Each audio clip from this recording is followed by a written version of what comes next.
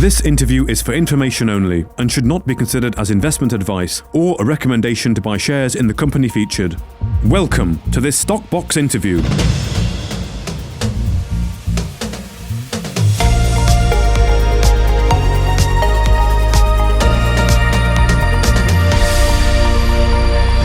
Well, Nostra Terra Oil and Gas have raised £500,000 with a placing involving existing shareholders and directors, while the CEO, Paul Welch, is joining us. Now, Paul, thank you very much for your time. How are you? I'm great. Thanks for having me on today. Good to see you. Good to be talking. So first of all, just tell us a little bit about the context behind this this raise. Why now? Why did you need to do this at this point in time? Yeah, so we raised £500,000 today or yesterday to essentially finish the phase 2 workover program. That was essentially a 5-well program. We finished the first 3. I think, as we discussed in the past, we finished the first 3. We then went out to the field and took care of what we call little niggles and maintenance stuff they hadn't done after we did the first 3 wells. And we had 2 more to go. And so the 500,000 is to essentially finish those 2 wells. And then we have seen from the restart of the water flood in the northern part of the field an increased amount of fluid flow to a number of wells. And so we're also upgrading 2 pumping units in 2 wells out there to allow us to capture more fluid, produce more fluid, and produce more oil. That's a small amount of it. That's not a huge amount of it, but it's really just to finish the 2 wells that we had targeted in phase, the remaining 2 wells in phase 2. Okay, good. And you say it was the RNS said it was existing shareholders and the board. So I mean, it was well supported, was it? I mean, can I ask, did Premier Miton support this time? Yes. Premier Miton came in again. They're our biggest shareholder, and I believe they stood their ground. I haven't seen the final numbers. I think they stood their ground. It might have increased a little bit. The board participated. It was well supported. I think from us, the only frustrating part about the raise was that it was done at a price that we felt was lower than it should have been. When we started it, the share price was much higher, and then over the course of the day, the share price dropped. So it didn't go at much of a discount to the share price on the day, but it's a discount to where the share price had been. Yeah. And for us, that's it's pretty frustrating. So there's not much we can do about the market. The market's going to do what it's going to do. I think from our perspective, as I said in the past, we don't want to do any more discounted raises. So 4 or 5%. I think we're 8% discount. Okay, that's maybe a little bigger than I'd like. But the market's going to do what it's going to do. And so I think from our perspective, we're just focused on generating cash, getting the message out, telling people our story, telling them what we intend to do. And then we believe the share price will, get to where it needs to be, which is much higher than it is at the moment. So that was the only frustrating part of the raise, is that we had a lot of great support, but it just went out at a price that, wasn't great. It was big. It was, essentially at the last raise price. So, no one's taken a hit, but it should have been higher. The share price has, bounced around much higher, as you probably know. And we need to get it back up there. So again, after this, we'll put this money in the ground, production will come back up, and then we'll start telling the story like we have been. Yeah. Okay. I mean, I did see the share price action yesterday, and of course the announcement this morning. So I did remember what we said. You said no more discounted raising, and I would say this wasn't a discounted raise purely on the fact that the share price pulled back prior to you doing. Not that it was announced that it was at a much significant discount, but I mean that suggests that maybe something leaked. I mean, I don't know. It is frustrating. It's frustrating. I mean, you never know. It was really tightly held. I don't know. I mean, again, a leak is kind of something that AIM can take a look at. From our perspective, we kept it very tight. I mean, people in our office didn't know about it. So again, it's frustrating. But we're done. We're out there now that we'll kind of reset from here and move forward. But hopefully, we'll get a quick bounce back, right?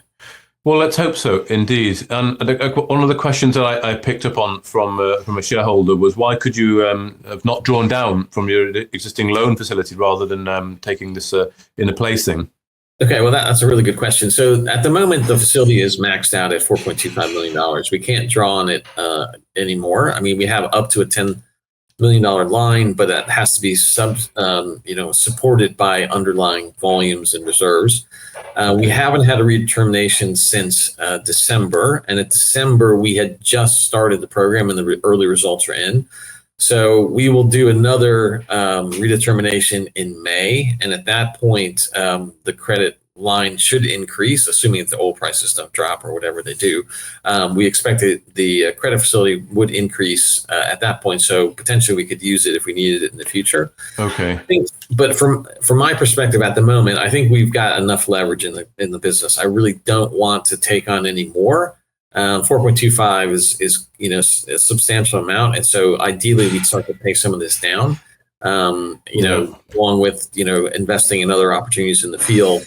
But I expect in May there will be more available to us if need be. Okay. Well, let's just talk a bit more about the money. What will it be used for? You've said it's to complete the 2 workover programs left, but does the money go any further here? So just what I've worked out that perhaps the cost for the workover programs is around $326,000 US. You've raised about $600,000 US. So in theory, you've got about $300K left. So I mean, does that fund the all-important Falcon 3 drilling that you want to get into in a few months' time, or do you think you'll have to top up the bank again? Yeah, I mean, again, we'd like not to go back out for the Falcon 3 location. We'll have to see how things go and how the oil price turns out. At the moment, we would have sufficient funds to almost get it done, right? But it depends on the timing of that. As we've said before, we're profitable at the moment, so we're generating cash. So ideally, we would like to fund Falk from internal sources. So I would say the jury's out. I don't expect that we will need to, but I don't want to make any promises I can't deliver on. So with regards to Falk, though, that's a good question. We have picked a location. I was in the field over the weekend, talking to the guys about where it would be relative to our Falk 1 and Falk 2 wells. So we think we have a way in to get to the location off our existing infrastructure. However, it's with our partner, and our partner needs to decide if they want to do it or not. They've had a location for a week now. They're looking at it, and will come back to us. But Falk 3 is kind of the next big investment in the field, beyond the completion of the workover program. So it's an important thing to us. In addition, the technical team has kind of finished the work on Falk 3 for the moment. And now what we're going to be focused on, so some of the money that we raise is going to be used for the technical team to go and look for new opportunities within existing wellbores. So I think, as we've discussed in a previous interview, we have a number of horizons, actually 4, as we drill down to TD in these locations.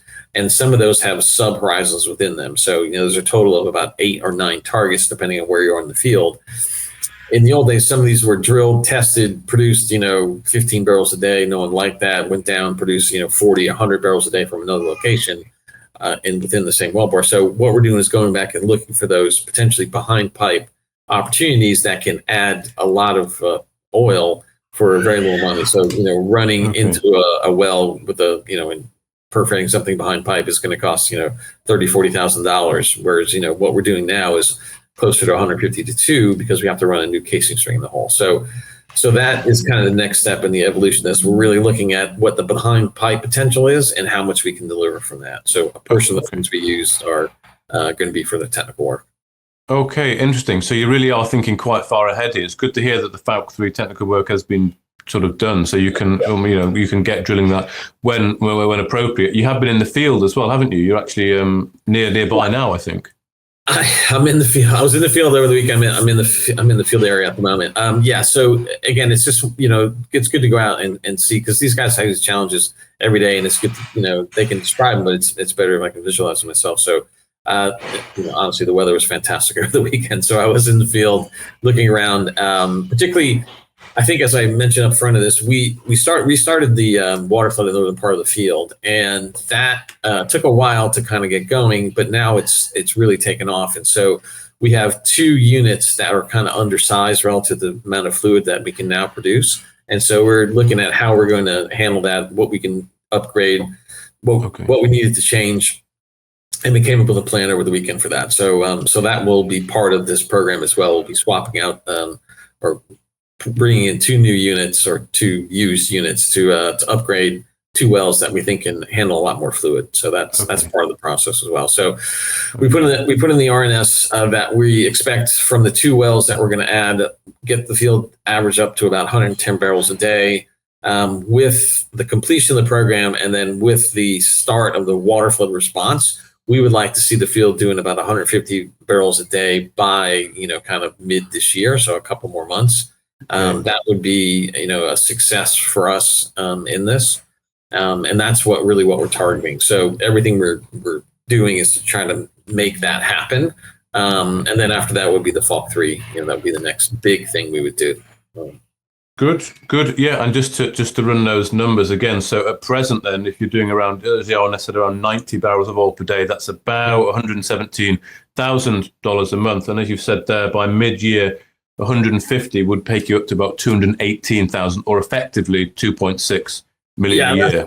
You have a big assumption in there, and that's that the oil price stays at about $75. Sure. So the oil price comes off a little bit, which is off a little bit now. But your numbers are in the ballpark. I mean, yeah, sure. I think the oil price is running 69.70. So if you look at our last presentation, I think our net back in Pine Mills was 48.60 is what I put on the slide. Yeah. It's probably closer to 43 now with the $70 oil price, because almost a direct deduct. But the numbers are in the ballpark. Yes. Yeah, that was it. Yeah, the number. Yeah, okay. At 43, you're looking at maybe 2.4 a year, I would say. Yeah, but we are talking ballparks, but it's good to get an idea and a time as well. So that's good to hear. When would you look to drill? Just a final question. It's really going to depend on our partner. I mean, we have it in our budget, which I've said before in July, drill in July, turn on in August. We'll see. Again, it's really up to our partner. We're 1/3 in that; they're 2/3. So they're the deciding factor in it.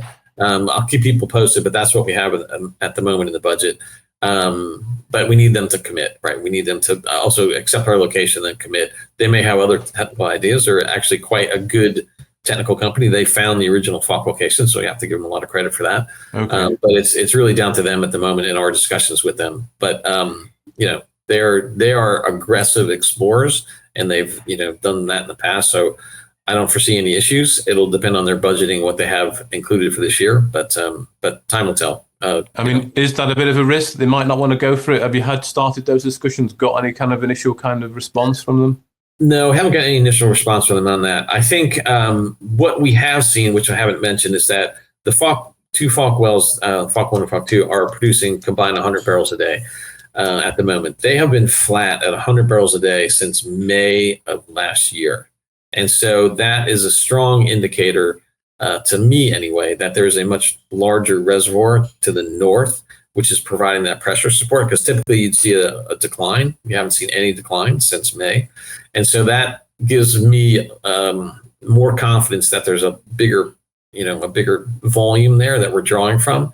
And I think that, that case can be made to our partner as well and will be helpful. But again, it's up to them. I think that they'll be interested in doing it. Timing will be the question. What do they have in their budget? What else have they committed to? Have they drilled a number of successful or potentially dry holes? Because they are, like I said, a very aggressive explorer. So they do swing for the fences, and sometimes, like in the Falk locations, they really hit one out of the park. So it's good. But that's a discussion that I'm going to have with them, in the next couple of weeks. Right. Okay. Well, thank you very much, Paul Welch, as always, for the update today, the CEO there of Nostra Terra Oil and Gas. All right, great. Thanks for having me on, Mark. I really appreciate it. If you enjoyed this interview, then give us a thumbs up, a like, or a retweet. Subscribe to us on YouTube or follow us on Twitter, and hit that notification bell to be the first to know when we release new content. There's loads of great content on our website too, across all our programs at stockboxmedia.com. Thank you for watching.